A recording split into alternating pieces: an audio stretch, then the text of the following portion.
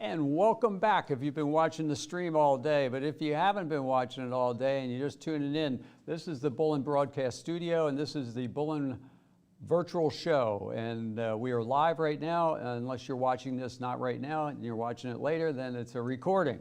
And you can watch all the previous shows we've done for the last 2 days, as well as the rest of the shows from today and the remaining ones for the rest of the day. So I have with me Mark Warner. Mark, how's it going? Wonderful, and hello everybody. Welcome to the program. Yeah, how are you holding up with all this streaming stuff? Well, virtually okay. Yeah, I'm holding up virtually well too. It's perfect. We have to remember that for the future. Well, what are we talking about today? Well, we've been covering a host of topics all week. We did actually 22 topics so far. Yep.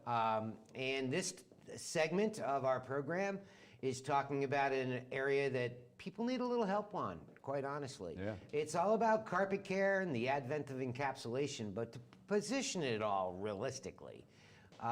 It wasn't until too many years ago that people didn't understand that there were a lot of different types of processes that need to be implemented at different frequencies. For example, on hard floor care, Scott, we all know you got to go after dirt and grit. Yep. As a daily routine task. Yep. Otherwise, it'll abrade right through the floor. Yep. We also know that when you want to restore a floor, you strip it and you refinish it. Yep. And that's a restorative process. Yep. Fortunately, you don't have to do that with carpet. Well, there's actually a restorative process for carpet. But my analogy is that that's not all you do on hard floors. Mm-hmm. What you do on hard floors, in between getting rid of dirt and grit, and in between stripping and waxing, is a host of other procedures. We might do a top scrub and a recoat. We might do a sectional strip and repair on a heavy-duty traffic lane. We might do other forms of burnishing and buffing and scratch repair in an attempt to make sure that that floor looks as it's supposed to, as close to as like new as possible, to rebuild the film depth so it doesn't wear away, and most importantly, to extend that cycle instead of being once a year of stripping, to take it out to maybe 2, 3, 4, and even 5 years, depending on how good you are at that interim form of hard floor care maintenance. Well, we believe that it's about time to change your thinking about carpet care. Mm-hmm. That carpet care can be vacuumed on a daily routine basis on the idea of getting rid of dirt and grit and soil. And we also know that if you really want to fully restore a completely degraded carpet, short of tearing it out, the way to restore that is to hit it with a carpet extractor very aggressively, agitate the carpet, inject it with solution at anywhere from 100 to 400 PSI or more, and kind of power wash it off and then vacuum it out. Of course, there are some issues related to that. Although it can restore carpet, I mean, it can stay wet for hours, days.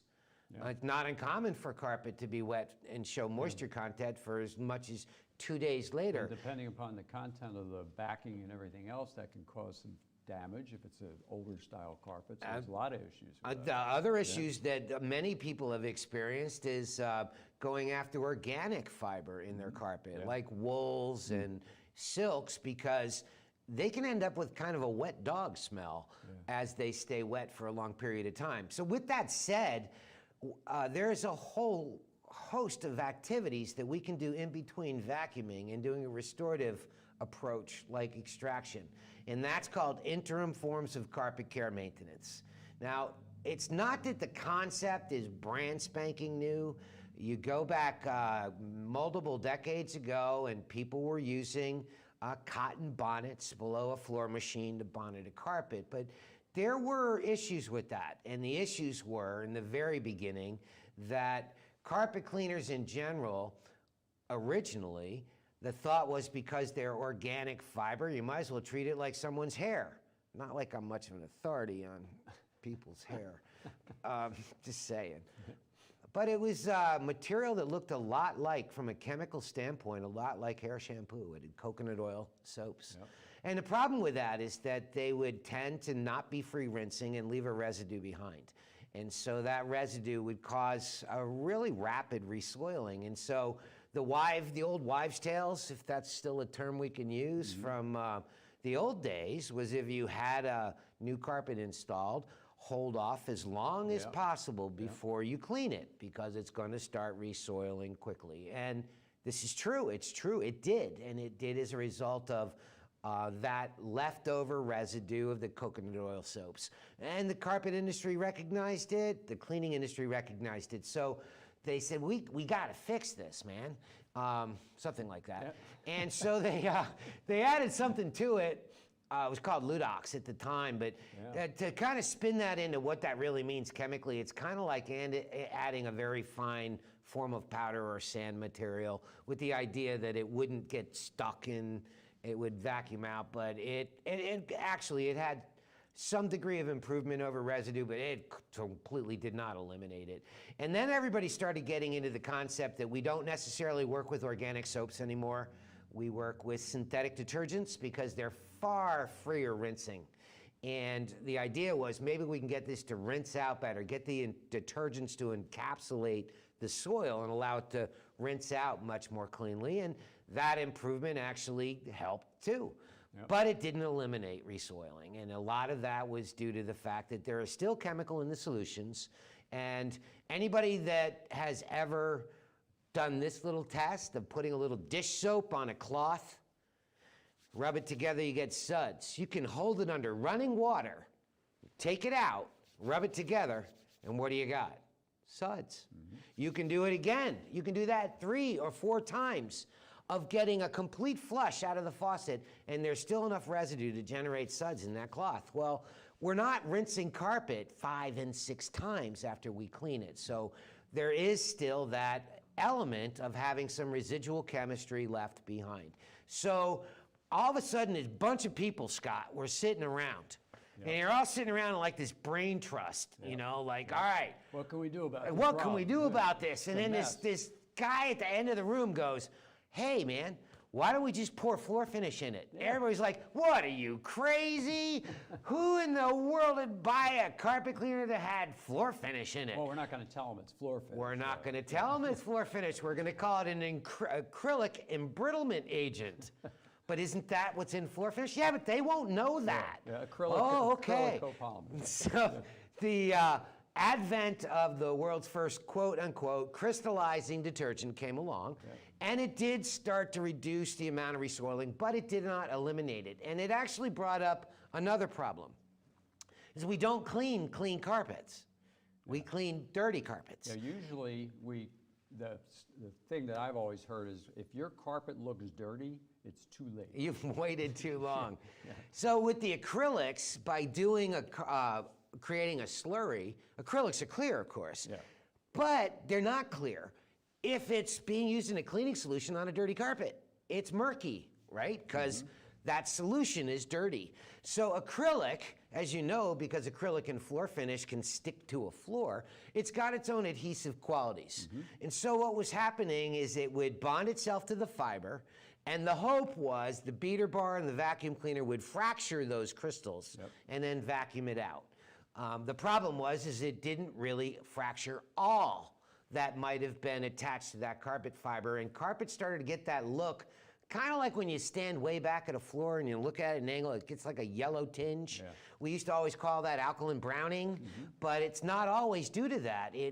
With the advent of acrylics being added to carpet cleaners, it was the residues of those acrylics adhering to the fiber. So somebody then came along and said, well, we can do even better. You know, when I had eggs this morning, I cooked it on a Teflon pan. And when I put it under the faucet, it just cleaned right up. So why don't we throw something like that fluorocarbon stuff in it? PFOA, I believe. PFOA. I think that's what it is. Right? So if you look that up, folks, you're going to find out that there are as many negative things to say about it as positive. Yeah, right after that whole thing came out, everyone said, oh, this is the greatest thing since sliced bread. Then it was like, oh, well, maybe not so good. My kids are crawling around on that, and my dogs. The idea was that it would make the carpet slippery and that the soil would slide off the carpet fiber, which isn't in itself kind of a bad idea. But the problem with Teflon in general, and that's really the primary ingredient in Teflon, is that if you pull a Teflon pan out of the cabinet that you know you washed 4 days ago, and you run your fingers across that Teflon surface, it feels slick. It feels almost oily. It's not oil that you feel. What you feel is moisture, because that material is actually attracts moisture. It's called hydrophilic. And it draws moisture out of the atmosphere to its surface. Now, think about the aspect of having a carpet that is moderately damp. Nice. All of a sudden, you've got all this soil transferring off the shoes. Doesn't have any static, though. It doesn't have any static. So the chemists in the research and development department at Bullen went to work on this and said, look, conceptually, we really like that whole first generation idea of an embrittlement agent, but maybe we go after it with a non-acrylic embrittlement agent. In other words, something that will dry as a hard crust, but has no adhesive qualities at all of its own. That way, it's not sticking to the fiber, it's just waiting for the vac to vacuum it out. And so that became the what's termed now as third generation encapsulation chemistry, non-acrylic copolymer embrittlement agents designed to agglomerate. That's a good word for you. What that means is that it can be a very fine powder down in the carpet, but it actually bonds itself together to become a large enough particle that the airflow off a vacuum cleaner will draw it up and out of the carpet. And when we started that original laboratory work, we looked at the different carpet cleaning methods, and we started with bonnet cleaning, because that leaves the most amount of material in the carpet, because there's no extraction. The bonnet itself is supposed to pick it up. So we said to the lab guys, we need to improve bonnet cleaning, and if we can do that, everything else is going to be even easier than that, because this is the worst method. So that's a little history for the crowd out there. So, and with that said, it made us all realize that, look, chemistry residue in a carpet going through a cleaning operation is going to be a given. You're not going to get away from it unless you rinse that carpet 5, 6, 7 times, which is not going to happen. So we need to figure out what kind of chemistry can we use that will help with the carpet cleaning process, yet not end up being villainous in the sense of attracting residue later. I forgot that word, villainous residue. Exactly. That's one of the best terms I've heard in ages. Right? People said villainous residue. What is that? Exactly. So through the tests, we were able to find that with a specific type of polymer that was non-acrylic, it would not actually bond to the carpet fiber. It would actually reside slightly below the actual visible surface of the carpet, waiting for somebody to come along and do a routine form of maintenance and vacuum it. And it was easy to prove that the soil was being removed through the vacuuming process. All you had to do was put a cheesecloth in the vac hose, and you could see it hit the cheesecloth. It looked like pepper-like particles. But what was amazing is people that didn't know the science behind it thought it was a magic act. They're like, where'd the dirt go? It looks clean. And we'd be like, well, we'd love to tell you, but we'd have to kill you. It's a trade secret. But the reality of it was, for those of us that knew what was happening, is it was cleaning the surface that you can visibly see, the top 1/3. It was residing in the second third of the carpet, mid-fiber length, waiting to be vacuumed out, but no longer an eyesore. And it didn't re-wet out as a result of any fresh moisture being attracted to it, because once it dried again, it would dry back into that non-sticky powder-like material. And the fact that it agglomerates, which was a secondary feature of that chemistry, meant that it was no longer an issue regarding an inhalation hazard like dust might be, which were some of the concerns that used to follow other forms of low moisture carpet maintenance in the form of solids. Hey, I don't mean to throw you off a little bit on asking a question, but can I ask a question? Yes, sir. So back in the day when all this was happening, and you're very familiar with this because you've been involved with the Low Moisture Carpet Cleaning Association and all that, weren't the mills, the carpet mills, kind of resistant to this whole idea of encapsulation and low moisture? And I know we're going to talk about low moisture a little bit more in detail. I love that you brought that up, and that's flattering that you brought that up. What Scott's referring to is that I spent 6 years as the president of the Low Moisture Carpet Cleaners Association during a period of time when the carpet mills did not want to support the concept of interim forms of carpet maintenance. So the Low Moisture Carpet Cleaners Association gathered all kinds of peer experts on carpet care and produced a white paper that actually dove in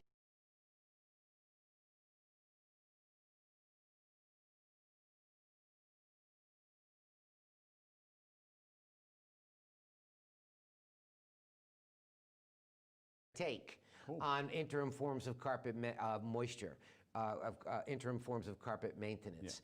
And that changed their tact, and all of a sudden they said, we accept and embrace the idea that carpet needs to be dealt with in between restorative processes. And what that refers to, folks, is traffic lanes that can occur in carpets due to high traffic, or spots that are very difficult to remove.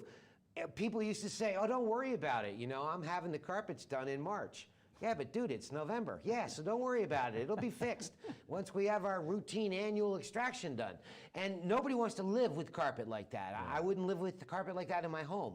So everybody needs to look for, how do we tune it up? What the mills were most concerned about, Scott, they were worried about a trend that they were seeing, which was the potential reversal of selecting carpet as a first choice in new installation.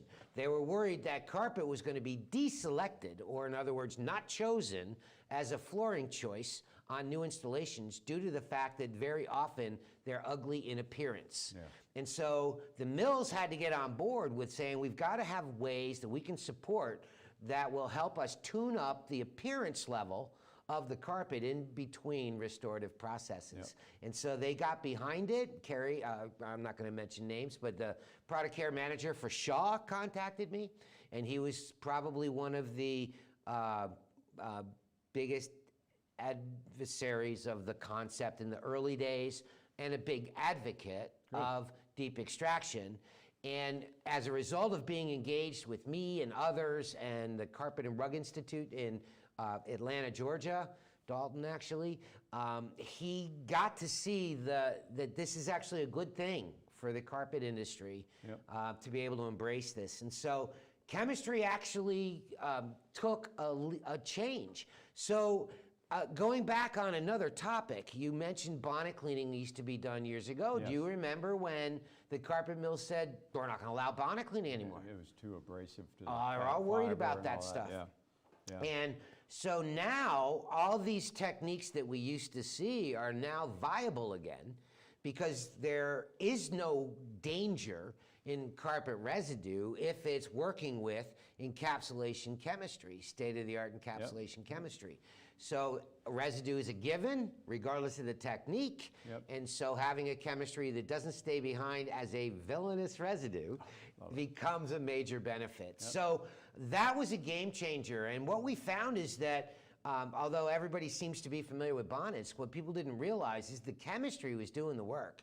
The bonnets were not the transfer mechanism. It wasn't transferring dirt from the carpet to the bonnet. That's not what was happening. The bonnets were merely acting as an agitator. And the chemistry was actually grabbing the soil and holding it as a particle, which meant that maybe we don't need to use a bonnet. And so we saw this entire brand new technology of dual cylindrical brushes come out. And the dual cylindrical brushes were working with encapsulation chemistry to provide the agitation. And the big benefit of the dual cylindrical brushes is they reach deeper into the fiber than a bonnet would with just on the top. Going to create that turn. And exactly, and they were easy to operate, but the beauty of it was a complete reliance on the chemistry to do the work, and going back to letting the machine do the agitation. So bonnet cleaning came back into play, and an advancement of that into dual cylindrical dry encapsulation machines came about. And now that is probably the fastest growing segment of the carpet cleaning industry. But before we close out, I wanted to say one of the unique things about Stay Clean in particular is it works with every method of carpet cleaning. Absolutely does. And from you as the end user or the salespeople, that means you sell one product to your customers instead of a whole array, because the carpet industry in general, it was kind of this big thing. Like you'd look at it, I don't want to name a brand, but there's one or two brands that have 50, 60 different carpet cleaning chemicals. You had to be a PhD to figure out which one to use. Stay Clean does them all. Does them all. And now there's a fourth generation encapsulation carpet cleaner. And those of you that have been following these broadcasts for the last several days, or maybe watching the library of recordings, you may recall us talking about antimicrobial agents that exist in disinfectants. And in fact, a carpet sanitizer was patented years ago, and it was patented by the Bullen companies as a antimicrobial agent in a carpet cleaner. So In this day and age that we deal with infectious diseases that are so threatening and potentially lethal, isn't it fantastic that that chemistry was able to adopt the encapsulation chemistry, and now that is the product Clausen Dual. And of all the products that I get questioned about in the last 6 months or since COVID became so evident, that's one that everybody has been highly intrigued about. And the question is, do you mean it as the Stay Clean chemistry with an antimicrobial agent in it? Yep. And with that said, that suddenly became the most dominant factor in why people are choosing that particular product. They want the advantages of low moisture interim forms of carpet cleaning. They want to be able to use chemistry with their restorative processes, and all along have something that's got, yes, an antimicrobial agent in it to make life safer and smell better. Well, those of you watching, you can tell that both of us are very excited about this. Really? This particular niche of products is very exciting for us because we were innovators. I mean, we had done a lot of other innovative chemistry here, but this is one that we really kind of set the stage for a whole bunch of people to copy our product or attempt to copy our product, and they haven't quite figured out how we were able to get the technology into our formula that we do have and still haven't figured it out. And still have. And the beauty of all this is that something somebody can never take away from you is something that you've achieved in history. And Bullen achieved in history the first, third generation, multifunctional encapsulation chemistry, and nobody can ever take that away. So with that said, we're pretty proud of this, aren't we? Yep, very exciting. Thanks for tuning in. For this session, we got a couple more. If you want to stay with the live feed, we'll be back at the top of the hour, or you can watch us on replay. So, Mark, thank you very much. And those of you out there running the board back there, we're ready to get on to the next show. Back to work.